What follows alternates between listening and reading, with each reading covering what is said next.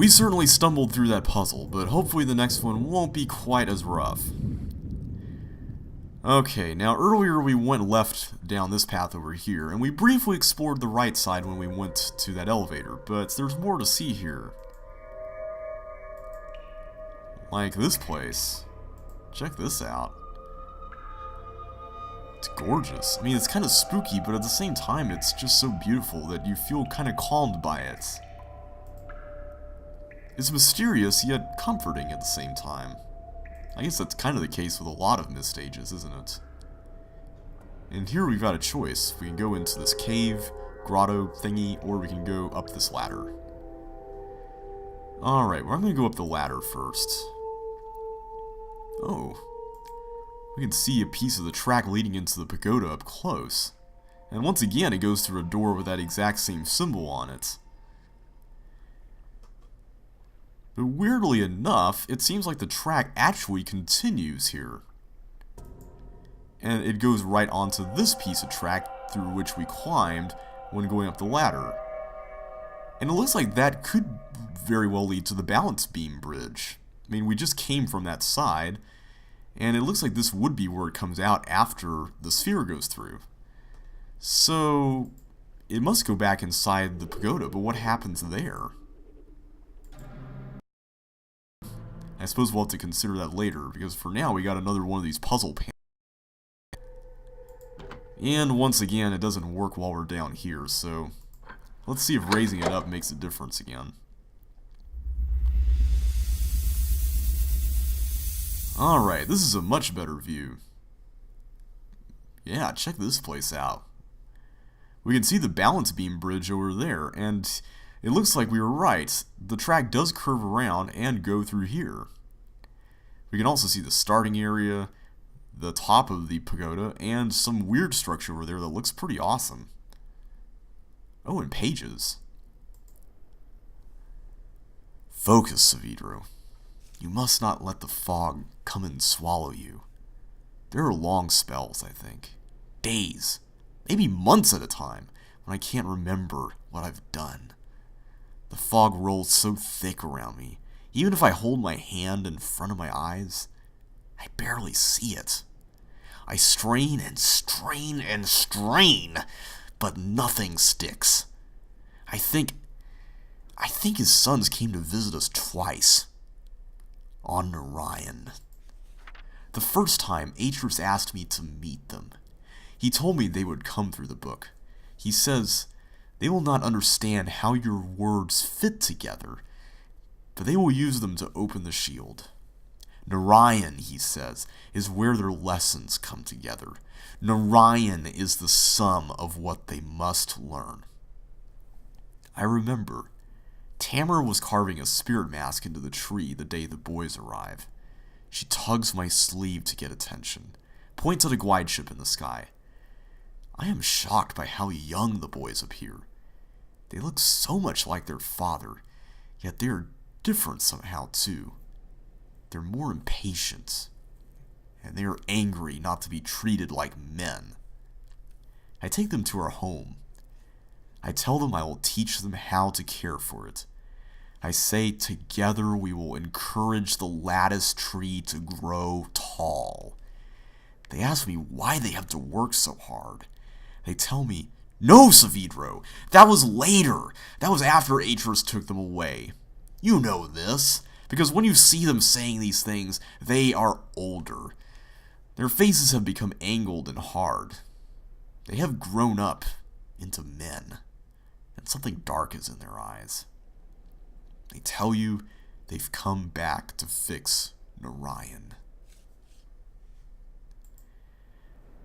Again, we see that Cirrus and Achenar made 2 trips to Narayan, one when they first went through the Lesson Age course, and another when they got greedy. Anyway, let's see what they have in store for us here, or I guess what Atreus and Saavedro, not Cirrus and Achenar, have in store for us here. No, I haven't seen any signs of sabotage from Saavedro yet. We've got this structure in the middle of the lake with a hut and 5 stations or something around them with rings. And it looks like this track weaves through each and every single one of them before it finally ends it over here and goes off somewhere else. There are also these crystals on the tops of each of the stations. Let's see what happens when we pull this. Ooh, we get a close-up view of the action this time. Another one of those ice spheres being created. Wait, what? Okay, that was really odd. And somehow this golf ball is still going. Well, what's it doing? It's just... Okay, well, that was pretty strange. But I couldn't help but notice something. I wonder if we can manipulate these. Yeah, we can. So the golf ball was rolling over each of these buttons, and while it was doing so, these crystals were turning on, or were turning off. And we can do multiple ones at a time too, which is interesting. Huh, okay. But what's up with the order here? Because, I mean, it certainly is not the order in which the ball would be rolling through all the rings.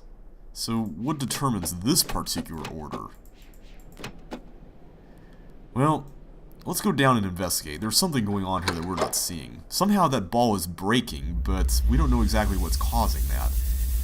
I mean, there doesn't even seem to be anything there. If there was glass, we would certainly see the glass shattering. Not to mention that if that were really the case, we could just roll another ball through. Ooh, I think we just found the painting for this age. We can see the bloated faces of Cirrus and Agonar up here watching all the Narayan people just going at it. And it looks like Savidro is standing here in the middle feeling really conflicted, trying to put a stop to all the fighting. Maybe feeling torn because he probably has friends and family on both sides of the equation here. And look at that little guy there, too. He doesn't have a weapon, but it looks like he's ready to go to town with his fists. This guy has a big axe, look at that. And is that a gun that this guy has? There's all sorts of weapons on display. Swords, too. At any rate, I'm guessing this red thing here in the middle is the lattice tree that we've been hearing all about. It'll be interesting to see all this once we get over there. Okay. Well, this is kind of weird, but... yeah, there we go. It's kind of hard to tell that this goes up there, but we're now standing on the very track that the ball rolls down. This is where everything starts. So let's look around. This is where it shattered over here. What's that noise? Oh. Well, there's some sort of vibration going on here, caused by that sound. Probably powered by the crystal or something. And I can certainly see how this thing would cause the sphere to shatter. This is really awkward. Okay, enough of that. What do we got here? Okay, we got different frequencies.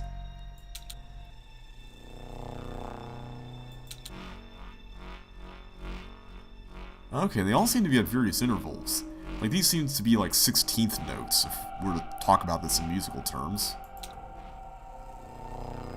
This is one long thing, so I guess this could be like a quarter note or a half note. And this sounds more like a maybe a group of 2. And these are triplets, and this is a group of 6. Interesting. You know, I've got a hunch about something. So when we were playing around with the buttons earlier, okay, let's try to view this from where we were. We were standing like over here somewhere, right? Alright, let's go down to this one.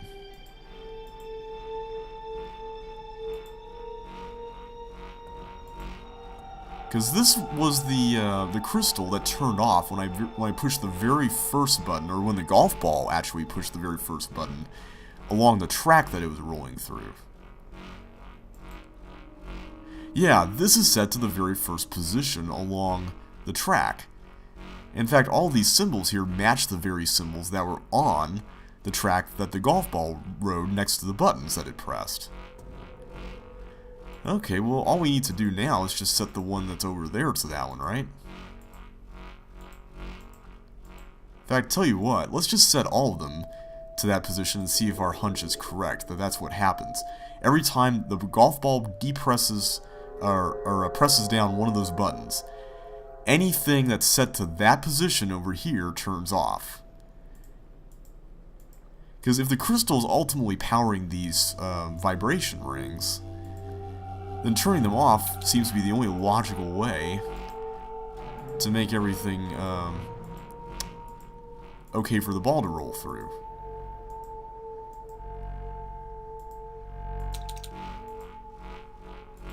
Let's see if this works. Let's just see what happens here.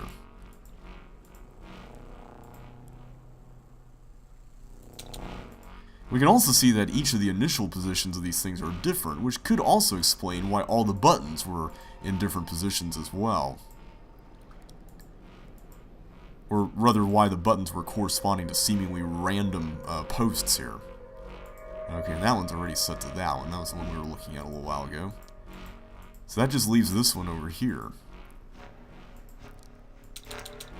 Okay, so they're all set to that one. So what happens now when we try to use the machine?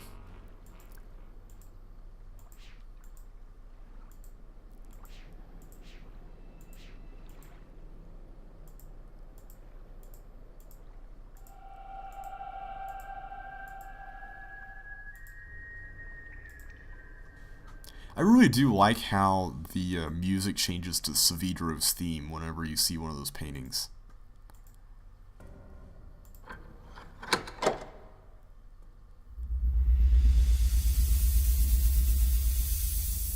Alright, let's try this again. See if our hypothesis is correct.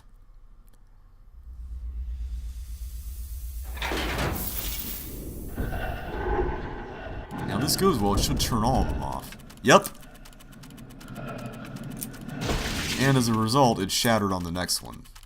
Okay, so it's not too hard to see what's going on here, because when the ball reached the second ring, it just happened to be pressing the second button here. So this thing is specifically set up such that the ball will roll through the buttons at the exact same rate that the ice sphere rolls through all the rings. So it's not exactly too hard to see now that all we have to really do is just set each of the dials to the corresponding positions here that match the path that the golf ball takes.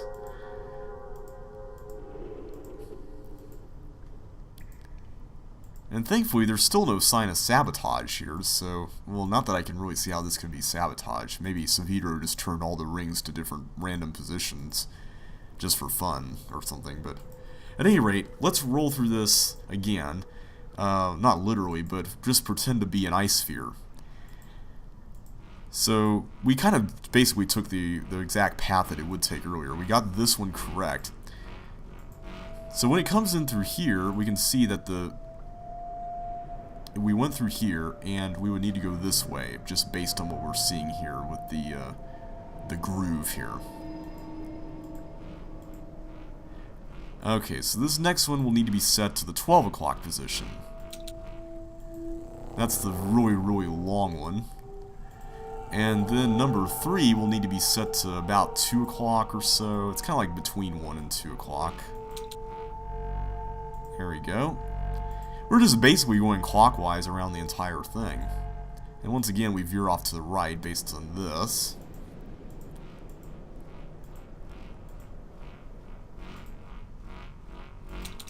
Now we're like between 4 and 5.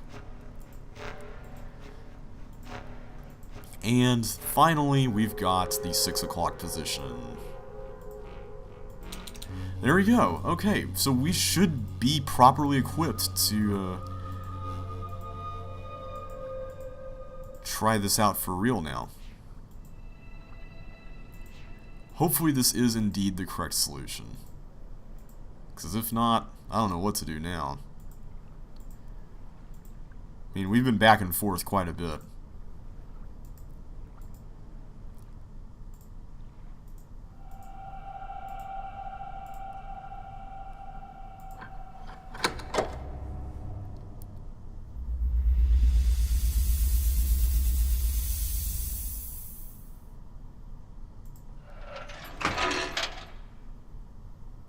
Let's do this thing.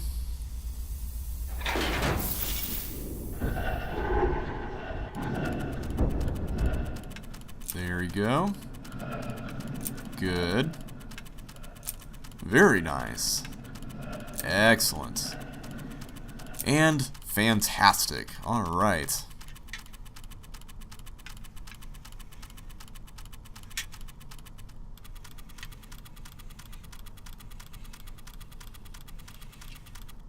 Sweet.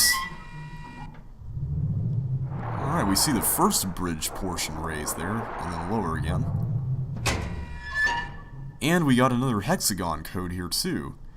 Now, it wasn't exactly very obvious earlier because the hexagons were themselves yellow, but we saw a yellow border around the code that was used for the balance beam, and this one happens to be blue. Somehow that's got to be important, right? And once again, we can't really modify anything here. This control panel is now completely closed to us.